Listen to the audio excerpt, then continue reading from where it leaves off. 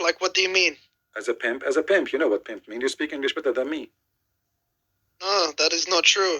Because if that was true, you'll be seeing it everywhere in Muslim countries. You but see you it. don't see any. You see it no, everywhere. You don't see it. You see it everywhere. Just go to Turkey, go to Egypt, go to all countries, Muslim countries. You see it everywhere. But look at this. This is in the Quran. Is the Quran better than the countries of Muslims? Here we go. Chapter 24, verse number 33. It says, "Force not your slave girls," because now you Muslims don't have slave girls no more, most of you. So force not your slave girls into prostitution if they desire chastity, which means if they don't desire chastity, if they agree, it's okay. If you force them, still it's okay. And if you force them, Allah is merciful. There's no punishment for you or for them. Chapter 24, verse number 33. You can be working as a pimp in Islam. It's in front of you.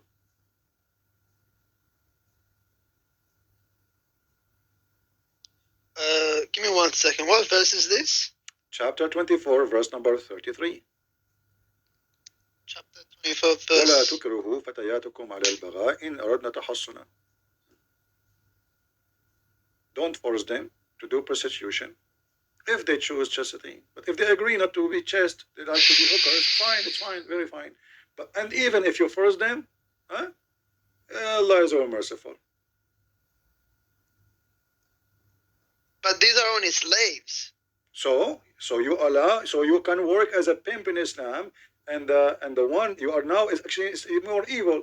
Now you are abusing girls, you kidnap them from their family, you make them sex slave literally, and you force them to prostitution. And your God now, because the Muslim women, they start complaining, the husband, they don't sleep with them, and everybody have tons of women, and he is making a business. So now Muhammad make it legal to have pimp business. And now you are saying to me, oh, because they are slaves, so we can work as a pimp. So you can be a pimp, and you agreed with me. I don't agree with you, but I just got to check the tafsir or commentary. And no problem, you can check the tafsir. It's in front of you. You speak Arabic. Why Muslims, they cannot understand the Quran in Arabic and they need tafsir? If the Quran says we made it in a clear details, that's why we made it in Arabic.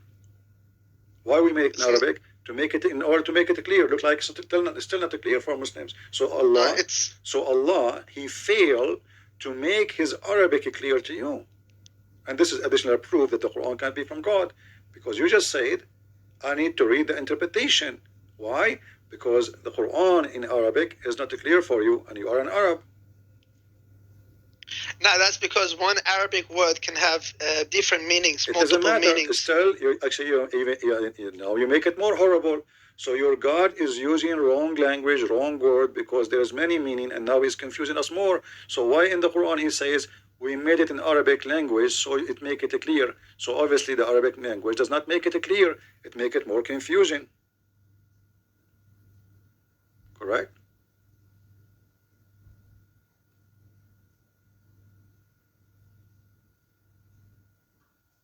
Give me one more. I'm still I'm reading the verse, trying to understand it. No problem. The Quran, chapter 12, verse number 2, it says, verily we have sent you down in Arabic, Quran, in order that you may understand. And obviously you may understand not, even though you are an Arab and you speak Arabic very well, but still you have no idea what the Quran is saying, and you are getting confused. So Allah is a very bad person in Arabic. His Arabic is like a Pakistani guy. He went to Saudi Arabia and he learned to say two words like Sadiq. And Allah now is using the word Sadiq. Yeah, that's what happened. I like it when Muslims laugh.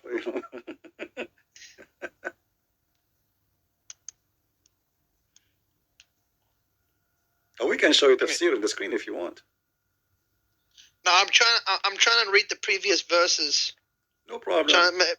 Maybe you're trying to get stuff out of context, because you do that all the time. I never do, because simply this is even your Islamic scholars agree with that.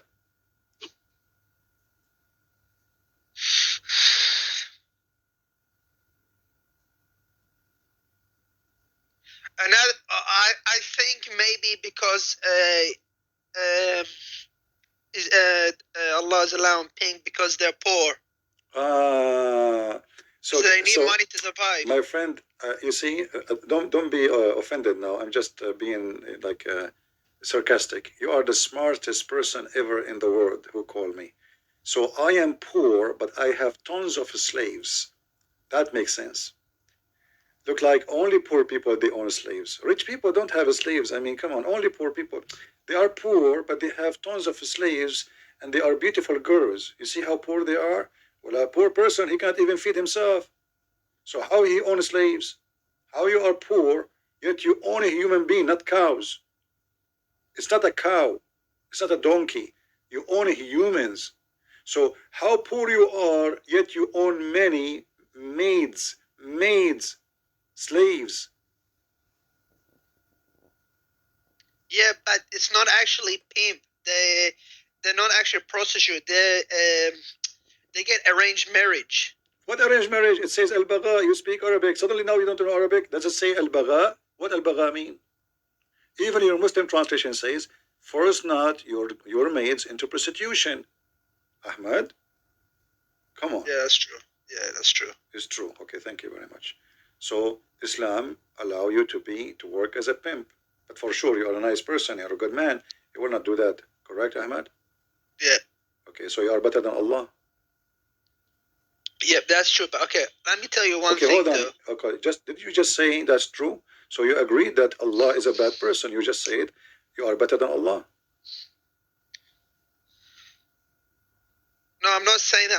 I'm saying you gotta look into the tafsir, because this could be. My friend, we can look at the tafsir, no problem. You know, you speak Arabic. There is no tafsir. I mean, it's easy. Look at the tafsir. Open Ibn Kathir and read it. It's the same. And you agreed. This is about a verse so clear. You know, if you force them, Allah is all merciful. There's no penalty in Islam for prostitution. There's no penalty. Not a single time. You can use your slaves as you wish. And you are the one who said to me right away, oh yeah, because they are slaves. So we can use them and abuse them. And here, because the Muslim women... Yeah, but only for sex. Yes, or for sex. But this is what prostitution is about. Those women, they are not going to teach in school. They are just opening their legs. What do you mean only for sex? Supposedly this is better now? This is their job. Their job is only for sex. Thank you very much. So your God himself is a pimp, because the one who allow you to be a pimp, he must be a pimp.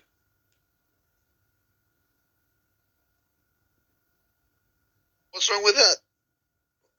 What's wrong with God is a pimp? You agree that your God is a pimp, and you are saying what's wrong with that?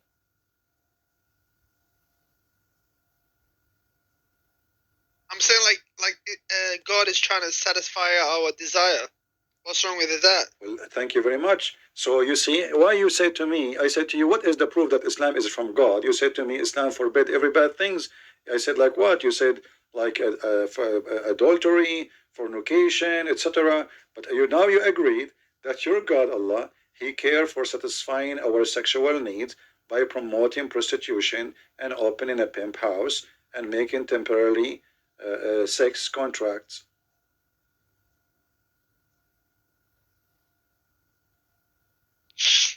So your prophet and your God, they are from the red flags family. You know, they have red flag. The Arab in the old days, in the time of Muhammad, they used to have red flag.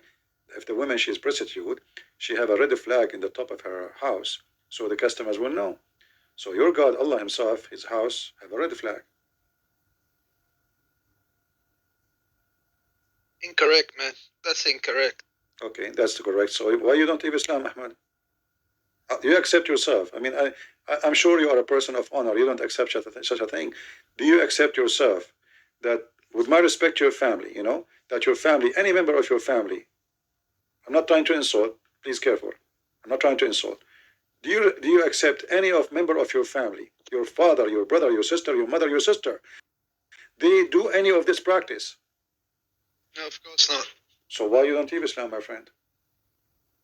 Yeah, but these are not happening to Muslim women. These are happening to slaves, Christians, and Jews. But doesn't change anything. That's mean you are a rapist. That's mean you are a pimp at the end of the day.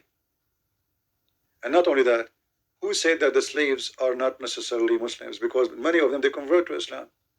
Isn't it Bilal was a slave too? Bilal, yeah, he was a slave. Okay, so Muslims own Muslim slaves. So there's the slaves who they are Muslims. So are you saying now to me that if I kidnap a Muslim woman and I force him into slavery to be sex slave, is it okay just because she is not Christian? Is that your ethic?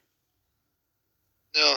This is what you said to me. You said to me just because they are not Muslims, so we can rape them, we can make them sex slaves, we can force them to prostitution. You just agreed on that.